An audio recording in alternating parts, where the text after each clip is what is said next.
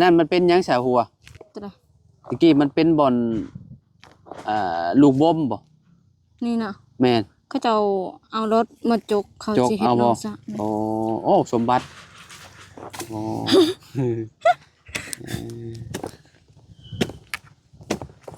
น้องจันแกงทำไมบ่น้องจัน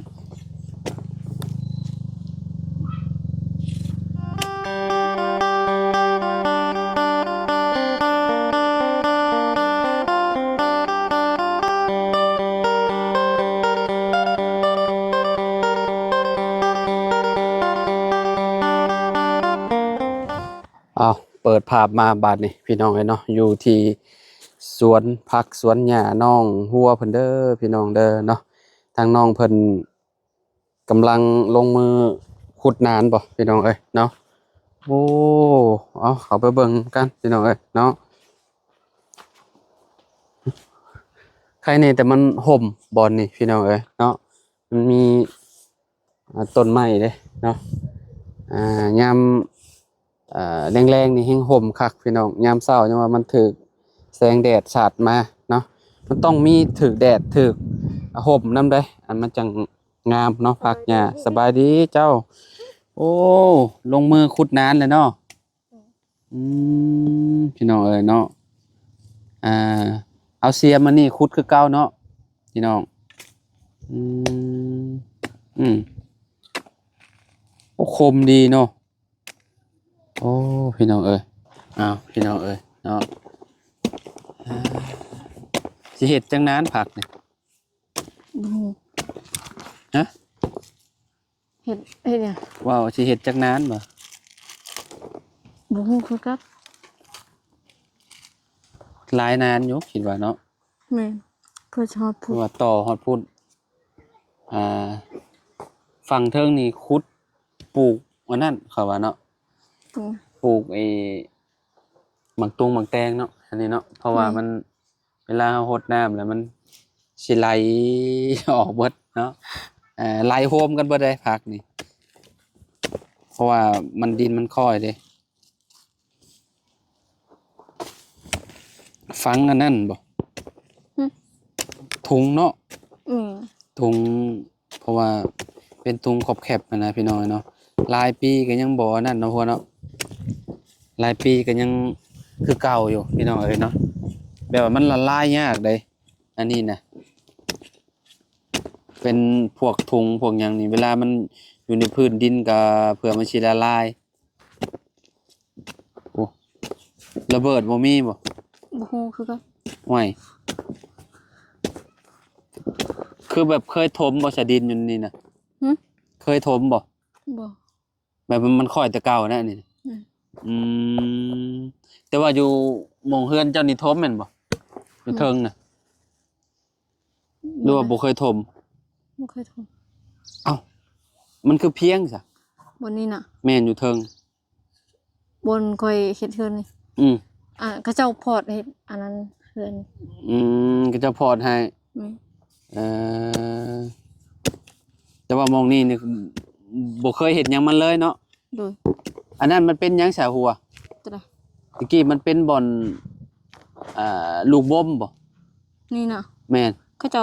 เอารถมาจกเขาสิเฮ็ดน้องซะโอ้โอ้สมบัติโอ้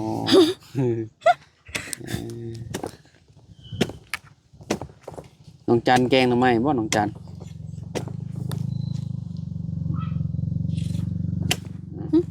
ระเบิดเฮ้ยโอ้แก้ว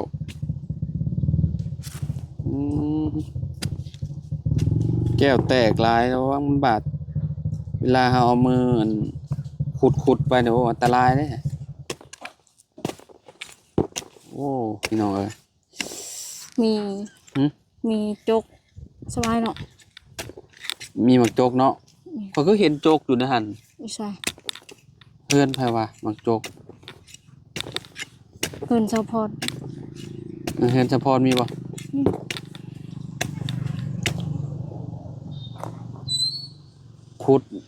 ขุดแล้วก็เอาเสียมส่วนออกมาเนี่ยดินแบบนี้เป็นแบบใดพี่น้อง มันสิงามอยู่บ่แต่ตอนจะปลูกอยู่พุ่นเป็นจังไดงามบ่เนาะ งาม งามอยู่เนาะมันเป็นดินแดงน่ะนะมีแต่ปีนขึ้นก่อนปีนขึ้นให้มันแห้งเนาะปีนขึ้นให้มันแห้งแล้วก็เฮาก็เอาอันนั้นตีเอาพี่น้องเอ้ยนี่แหละเอาเสียมนี่ตีแล้วก็ให้มันโอ้เสียวเด้ ระเบิดแตกตาย คอยจับเจ้าในที่สิเป็นยังไงปุ๊บงานเข่าเลยบ่เคยเห็ดหยังจะเถื่อบ่อยู่นี่นะแปลว่าปลูกพังปลูกหยังก็บ่เคยบ่ โอ้ อ๋อคือเจ้าเคยมาสำรวจเลยเหรอวะ บ่เคย ฮะ บ่เคย อ้าวบ่เคยน่ะ บ่ บ่มีก็เนี่ยมันมีก็เจ้าก็มาสำรวจนั่นแหละอยู่บ้านนั่นน่ะหลายลูกปืน บ้านใด อยู่บ้านนั่นบ้านอะไรไงบ้านสปาน่ะมองเราปลูกเฮือนน่ะมีแต่ลูกปืนมีแต่ขุดตัวป๊อดตอมีแต่ลูกสำนี้ก้อยนี่หุ้ย ยานบ่ ย่านแล้วเนาะ ข่อยบ่ได้ยาน เป็นหยังเจ้าคือบ่ย่าน บ่ฮู้กัน ว่ามันบ่มี เวลาขุดไปเลยมันถือหมักหินแก๊กสลักมันยังบ่ออกนี่คือว่าแล้วระเบิดนั่นน่ะอันนั้นเจ้าบ่จกบ่มีเนาะพ่อเนาะ บ่มี ถ้ามีจกก็คักอยู่เฮ็ดนานใหญ่พอสมควรอยู่พี่น้องนานนี่เนี่ยต้องปลูกผักกาดหวานผักกาด สิปลูกผักกาด2-3นาน แล้วก็ปลูกอันน่ะผักบัวนํเนาะ อืม แม่จะไปปลูกอยู่เซ่แล้วอันปลูกจักอย่างซะเราเฮ็ดใหญ่บ่สวน แม่น ใหญ่แฮงบ่ ก็ยังเพราะว่าเฮาบ่ได้เฮ็ดหัวได้เฮาเฮ็ดอยู่ แบ่บ่เข้ากินนะ บ่ เพราะย่านแบ่เข้ากินที่แบ่หลายข้าม แม่ ไป บ่ได้ไปถังน้ำซีหันข้าม อ๋อ ห้วยไปอีก อ๋อต้องข้ามน้ำเซไปบ่ แม่น โอ้แล้วว่าปลูกอยู่ฝั่งนี้ถ้าปลูกอยู่ฝั่งนี้บ่เหลือเลยเนาะแบ่นี่มันจัดการบ่เลยแล้วนี่พี่น้องเอ้ยคือแบบถ้าน้องหัวบ่กั้นนี่ก็ไก่แบ่พี่น้องเอ้ยเนาะแบ่ลาย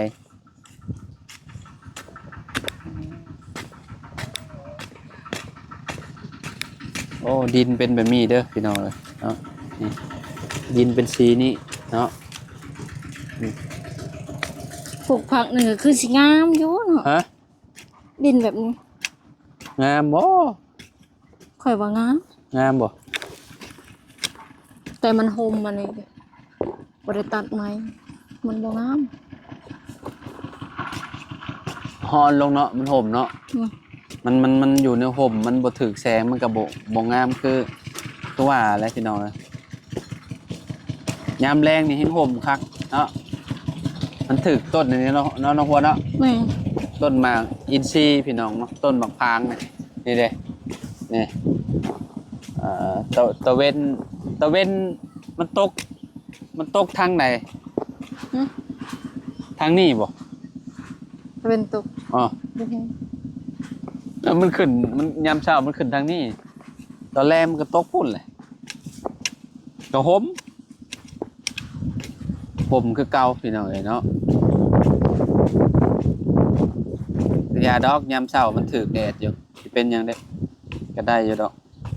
ยามนี้นะโมเมนต์ยามฝนเลยโอ้สับ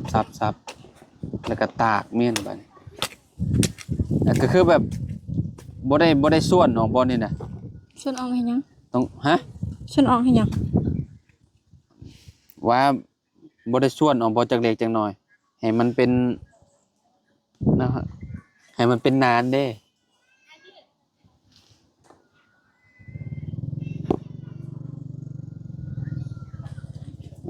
ให้มันเป็นนานว่านี่เอาดินอันนี้ออกเอาออกจักเล็กจักน้อยเด้ให้มัน เดี๋ยวนี้ เวลาหดน้ำมันจังสิบ่ไหลไปให้เด้ นี่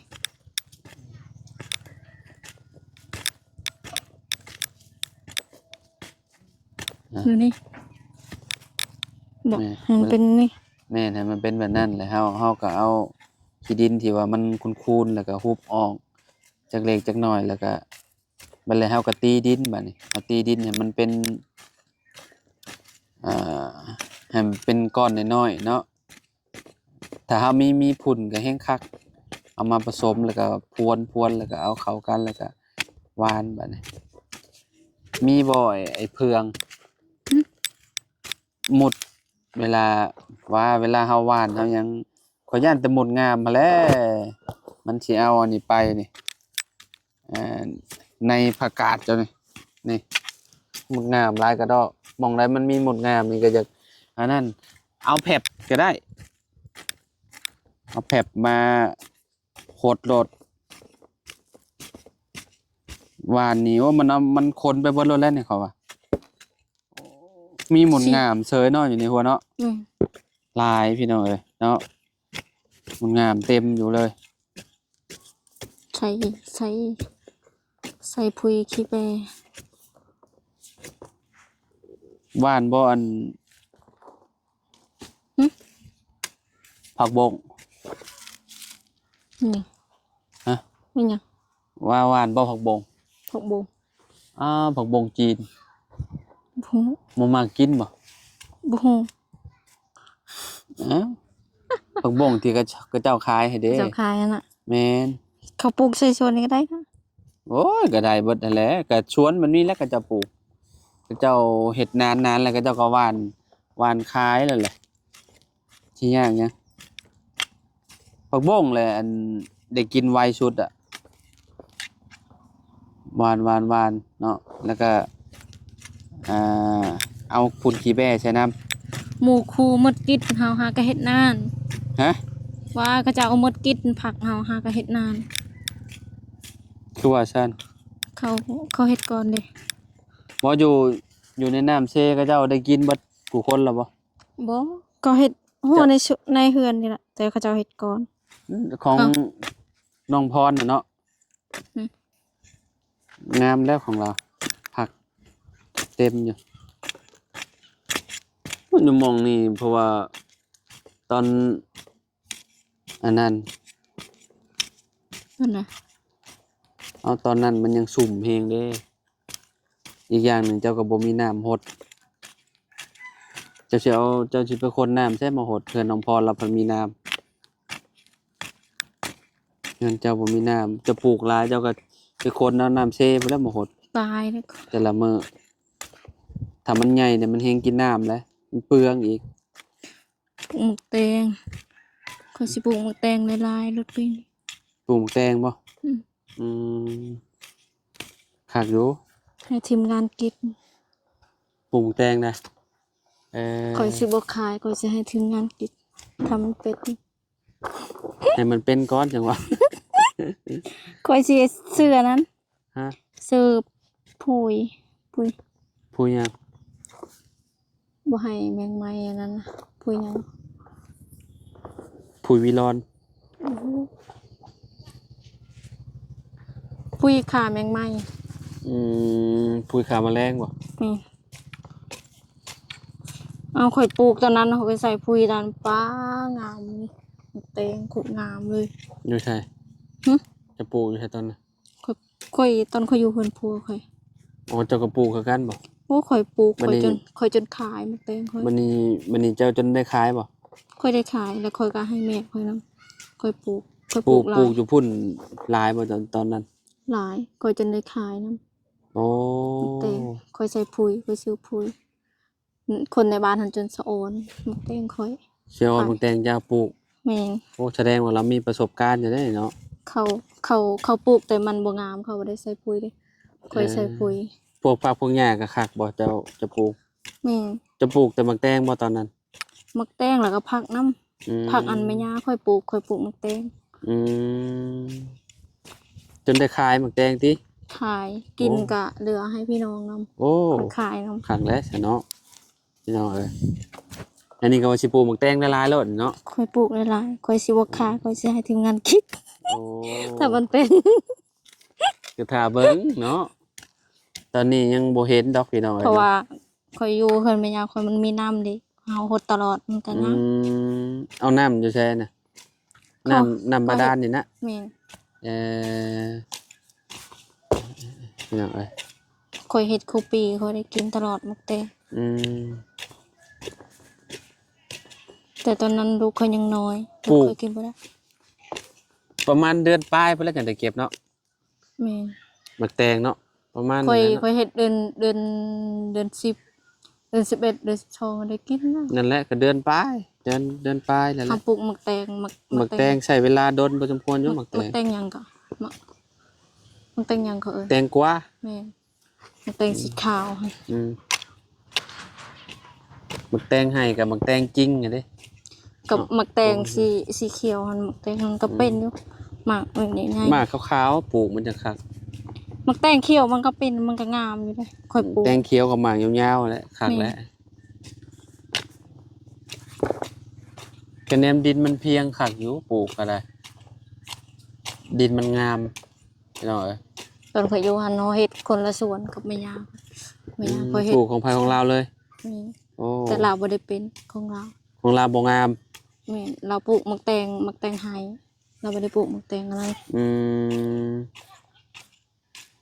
ชูของลูกไผ่บ่ได้ติ ชูได้ แต่มันหมกแตงไห้ผัดมันบ่ได้อันนั้นเป็นลายได้มากนะ อืม มีแต่อันนั้นมันซื้อ แม่นอะไรสิได้จักนานเด้มื้อนี้เนาะ พี่น้องเอ้ยน่าก็ได้หากได้นั้นเดียวน านหนึงเพราะว่า ดินมันก็ค่อนข้างสิเหนียวแน่น้อยหนึงเราต้องซับพี่น้องซับให้มันมุนนะต้องปีนดินก็ขึ้นมาเทิงนะดินอยู่ในพื้นดิน อืมนี่ อืมขึ้นมาตากแม่นหักคือสิงามอยู่ดอก เพราะว่ามันเบิ่งแหละสารอาหารคือสิหลายอยู่ดอกอยู่ใน นี่เขาใส่ปุ๋ยขี้แบะอีกจัง ฮะ ใส่ปุ๋ยธรรมชาติปุ๋ยขี้แบะ นี่แหละบ่ต้องว่าบ่ต้องใช้อันสารเคมีนะปลูกผักปลูกผักกินเองนะเห็นบ่อยู่ในตลาดน่ะเขียวคักขนาดเลยผักอ่า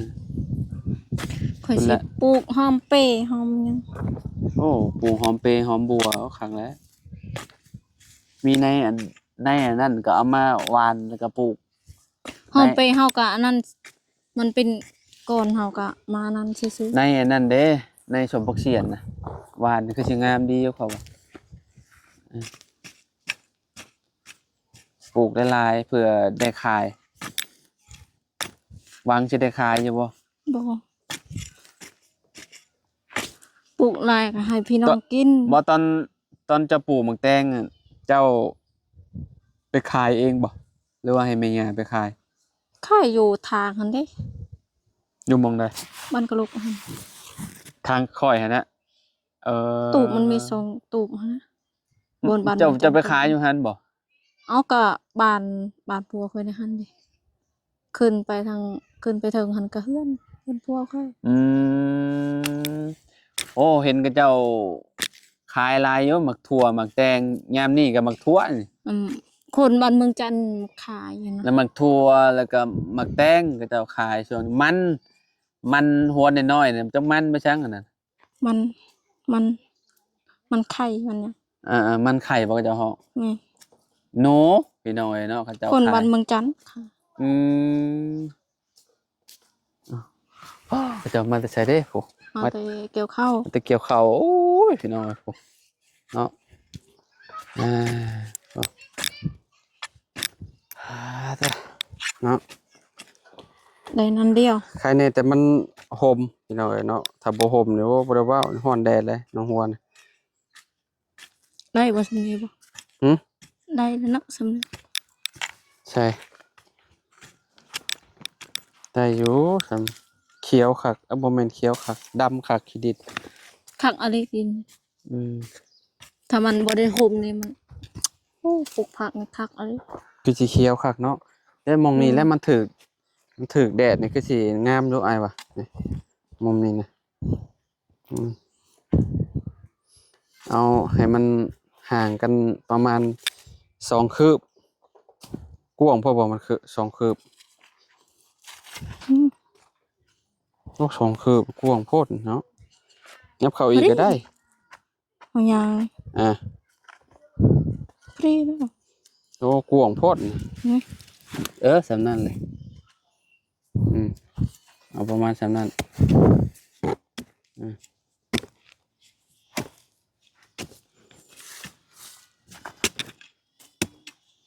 โอ้พี่น้องเอ้ยคักแล้วบาดนี่เนาะออกแดดเลย ทางสบายแล้ว หืม ว่าทางมันสิแห้งแล้วสบายแล้วบ่ได้ ทาง เปื้อ นะ นนะ ทางเข้าบ้านนั่นนะ อืม อืมแม่นอยู่เนาะเอ้ยไปค่ะพี่น้องเอ้ยเนาะเดี๋ยวจังว่ากันใหม่เดี๋ยวจังสิอัปเดตให้เบิ่งอีกเนาะว่าน้องหัวเพิ่นสิได้จักนานมื้อนี้พี่น้องเอ้ยเนาะตอนนี้ก็เริ่มแดดเริ่มหยังแบบตอนเช้าคือว่าอากาศคือว่าเย็นเย็น แล้ว เนาะ ก็ปบกันเลย ประมาณ18องศาพี่น้องเอ้ยเนาะยามเช้า ค่อยเป็นค่อยไปมันใจค่อยเฮ็ด แม่นเลยมันบ่แดดจังขุดอีกเนาะขุดถ่าน้ำพี่น้องเอ้ยเนาะคันว่าเฮ็ดแล้วเบิดนี่ก็หวานพักใส่นี่ก็บ่มีน้ำพดก็งานเข้าอีกแล้วเนาะขุดไปเรื่อยๆพี่น้องเอ้ยเนาะเดี๋ยวมันก็แล้วเองค่อยเป็นค่อยไปเพิ่นว่า ค่อยเป็นค่อยไปมันใจค่อยเฮ็ด มันความเนาะ ปั๊บบักซิบ เออโอ้เป็นตาย่านแท้นะครับยังตุบๆอยู่ไปพี่น้องลำลาแล้วเนาะอยู่ดีมีแฮงบ่ทุกผู้ทุกคนเนาะสบายดีเด้อพี่น้องเด้อ สวัสดี สบายดี FC พี่น้องเอ้ยเนาะไปพอกันใหม่พี่น้องเอ้ยเนาะฮ้อนแล้วบาดนี่